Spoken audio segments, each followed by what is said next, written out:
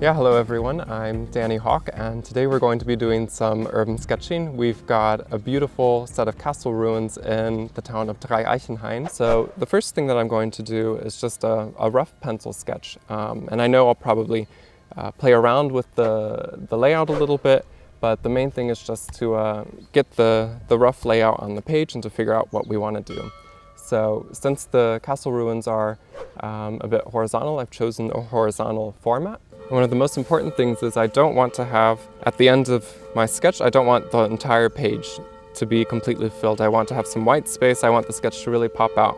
So by leaving this white space on the borders, we really have a chance to enter the sketch. A lot of people, they say, okay, we're doing urban sketching. It has to be exactly the way we see it. Well, I think we have liberty to play around with what we see and to interpret the world through our own eyes. So if I want a plant or a bush to be, over here to the right a bit more, then I'll move it over if that affects the composition. So I try to stay true to what we see. So now we basically have our layout good to go. And so we can go ahead and get started with the fountain pen. So you can use, any sort of pen as long as you have waterproof ink. So I prefer fountain pens. This one is a platinum carbon fountain pen. And the nice thing about this one is you have little capsules of carbon ink, as you can see. And it's waterproof ink, so when we go over the line work with the ink with watercolors, we're not going to have the ink smearing or smudging with the water, so that's really good to have. So this is a watercolor paper that I'm using. It's actually in a sketchbook by Hayn. So it's a German brand, you can find it quite easily, and this is 200 gram paper, so I wouldn't recommend going below 200 grams because it'll be a bit too light and a bit too flimsy if you then are painting on both sides. And the other thing that is also helpful, if you have a line that you don't like, you can just sort of go over and correct it with another line, and all of a sudden it has a different dimension.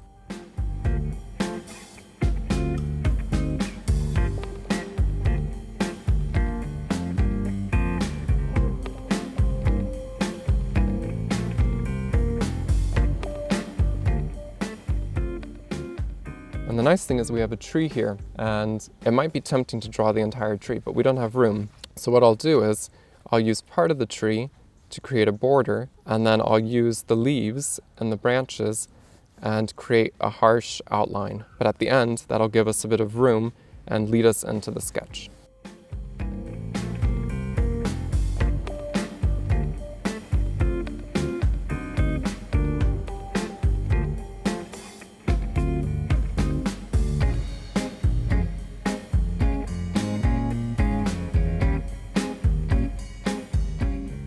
Alright, so here's our pencil and line sketch. So we have the line work done. So I'll go through and I'll erase the pencil work before we start with color.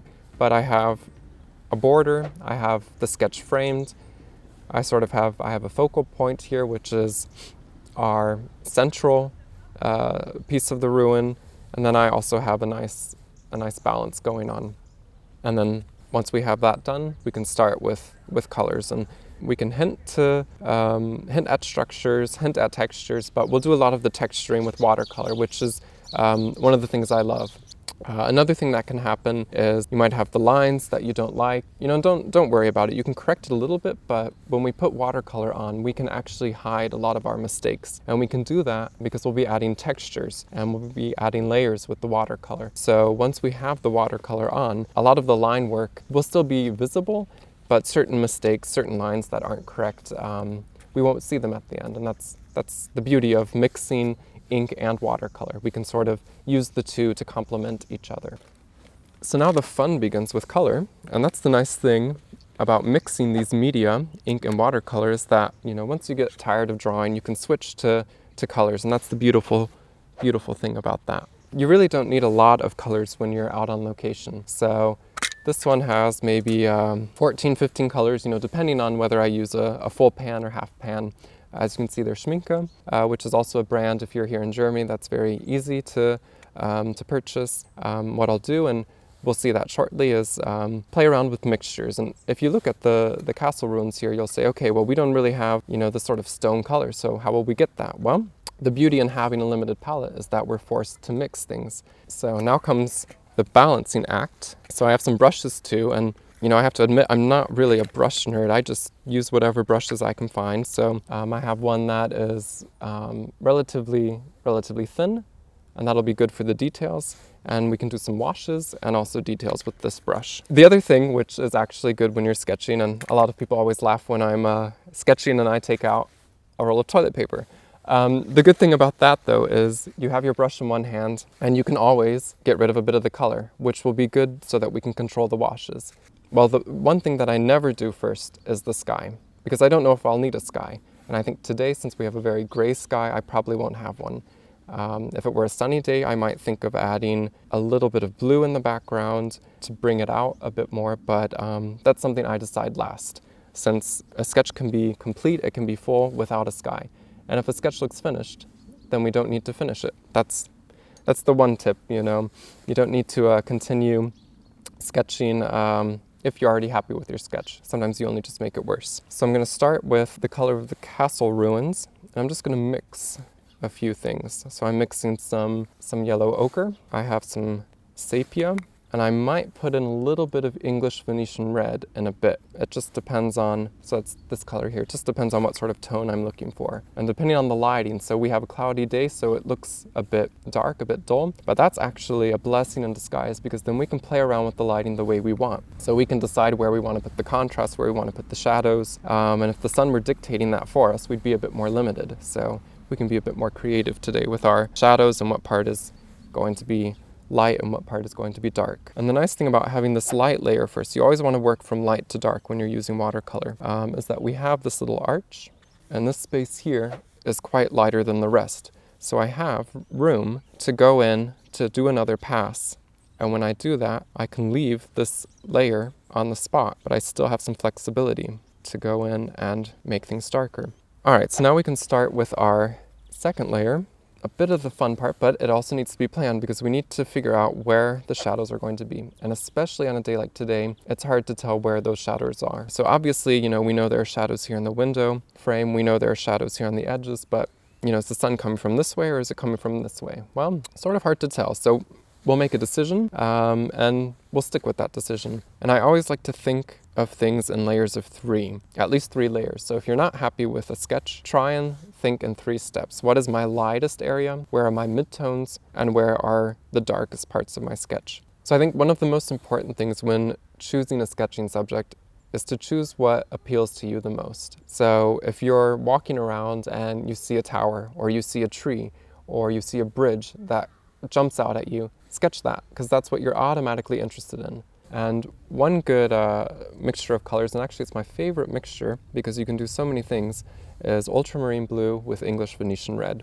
So we'll take this ultramarine blue and we just mix it with, I mean it's called red, but it's more of a brown tone. And you can get so many variations. So we have here one that's more red, I can add more blue, and then we have more of a blue shadow tone, and that's perfect for things like roofs and for stone work and for a lot of shadows. So we don't have to be using black to do shadows. We don't have to use gray either. Using something like a blue with a red or a brown will give us a nice color and a nice addition to the sketch.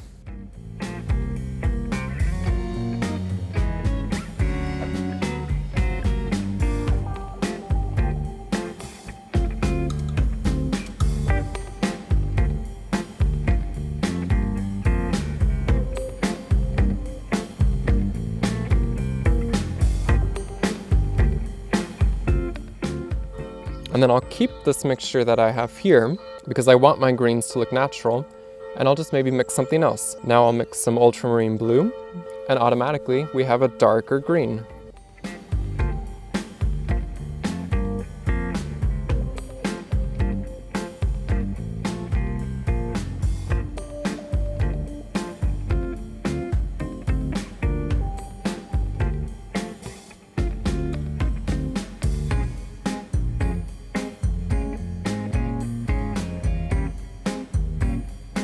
Okay, so now we have our greens, our first layer of greens on the sketch, so we can go in and do our second layer. When we do the layers, we're not going to fill everything, we're not going to fill the entire shape, but just a part of it.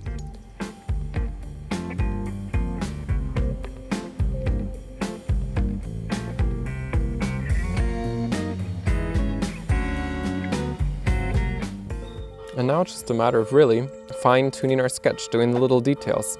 And this is often a point where it's hard to tell when to stop. And usually if I'm pretty satisfied with my sketch, then I'll stop. So I think in this case, I'm quite happy with the sketch.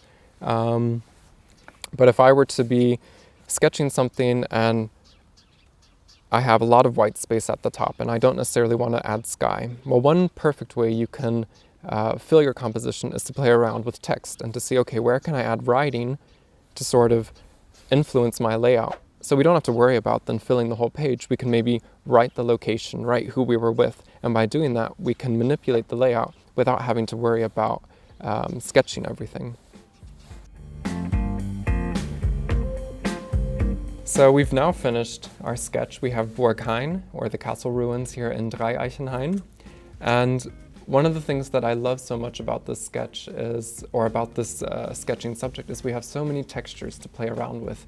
We have the textures of the stone, we have the texture of the greenery, the foliage, and we have the white space that we can work with. For those people who are perfectionists like me, I think having steps to go through makes urban sketching a lot less intimidating. Yes, urban sketching is very spontaneous. Yes, urban sketching is reliable on the elements like today. But by knowing you have maybe 3 steps or 4 steps, by knowing you can frame a sketch, it takes away some of the scariness of urban sketching, or it takes away some of the edge of urban sketching and makes it something that everyone can do. Even on a rainy day like today, urban sketching is something you can get out and do. You can have fun. It's an adventure. You never know what will happen. You might end up under a bridge, under a tree, but either way, you have a story to tell, and that's the most exciting thing.